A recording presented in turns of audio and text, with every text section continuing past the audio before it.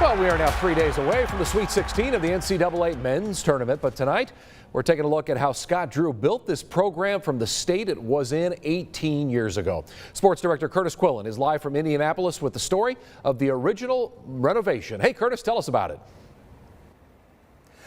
Hey Chris, John Rothstein at CBS Sports calls Baylor the original renovation. So tonight we're taking a look inside the original flip house and how a vision few had in 2003 turned into a #1 seed with the potential for new heights.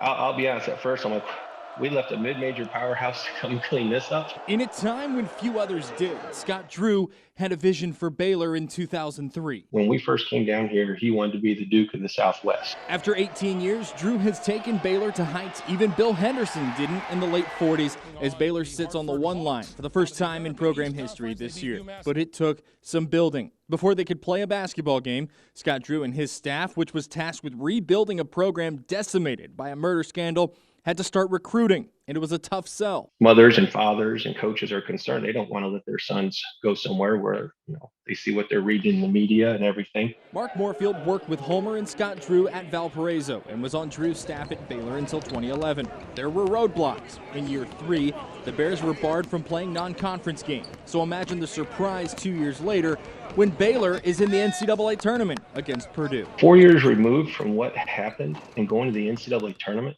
I mean, you're talking about a program that just was decimated. That Purdue game, although a loss, is what Moorfield says was the catalyst for what was to come. Even more so than 2010, an Elite Eight run featuring the 6th pick in that year's NBA draft, Ekpe Udoh. We're a couple possessions away from going to a Final Four in Indianapolis that year.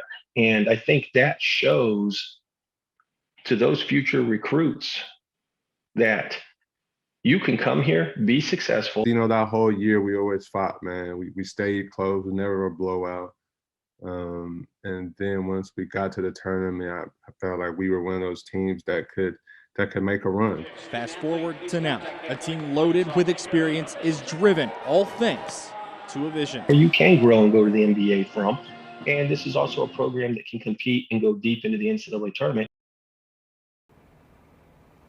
And if you want another tie to that Baylor rebuild, it's Oral Roberts coach Paul Mills, who has his Golden Eagles in the Sweet 16 in the South region as well. He joined Drew's staff when he first got to Waco in 2003. But this year's Baylor team is just 1 win from its first Elite Eight in 9 years and 2 from its first Final Four in 71. We'll have more coming up in sports. For now, live in Indianapolis, Curtis Quillen, 6 Sports. Yeah, going to be exciting. Let's hope they can do it. Thank you so much, Curtis. Good work.